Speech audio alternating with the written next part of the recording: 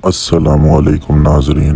बाज़ लोग कुर्बानी के जानवर से नफ़ा उठाते हैं, जैसा कि कुर्बानी करने से पहले कुर्बानी के जानवर का दूध, ऊन और गोबर वगैरह अपने इस्तेमाल में लाना, जानवर पर सवारी करना या उससे कोई और नफ़ा उठाना दरअसल सूरतों में ही जायज़ है। पहले तो जानवर घर का पालतू हो, दूसरे नंबर पर जानवर खरीदते वक्त कुर्बानी की नियत ना की हो, और तीसरे नंबर पर जानवर कुर्बानी की नियत से खरीदा हो लेकिन वो बाहर चल फिर कर चारा नहीं खाता हो बल्कि मालिक उसको चारा खिलाता हो, जैसा कि आजकल अमूमन शहरों में होता है। इन तीन सूरतों में जानवर के दूध, ऊन और गोबर वगैरह से नफा उठाना और उनको अपने इस्तेमाल में लाना या जानवर से कोई और जायज़ नफा उठाना जायज़ है।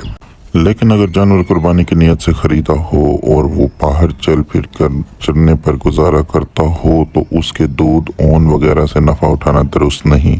इसलिए ऐसी सूरत में कुर्बानी के जानवर की ऊन काटना दुरुस्त नहीं। लेकिन अगर किसी ने ऊन काट ली तो उसे किसी मुस्तहिक को सदका करना ज़रूरी है। इसी तरह कुर्बानी के जानवर का दूध भी ना निकाला जाए। अलबत्ता अगर दूध ना निकालने से जानवर को तकलीफ का सामना हो तो उसके थनों पर ठंडे पानी की छींटे मार कर दूध खुश्क कर दिया जाए। लेकिन अगर इससे भी तकलीफ कम ना हो तो दूध निकाल कर किसी मुस्तहिक को सदका कर दिया जाए। अगर किसी ने ये दूध अपने इस्तेमाल में ले आया और तो उसकी कीमत सदका करना ज़रूरी है। यहाँ पर हमें एक मसले का सामना होता है जो कि है कुर्बानी के जानवर की कुर्बानी कर लेने के बाद उसके थनों में मौजूद दूध को अपने इस्तेमाल में लाना जो है वो कैसा है, वो बिल्कुल दुरुस्त है।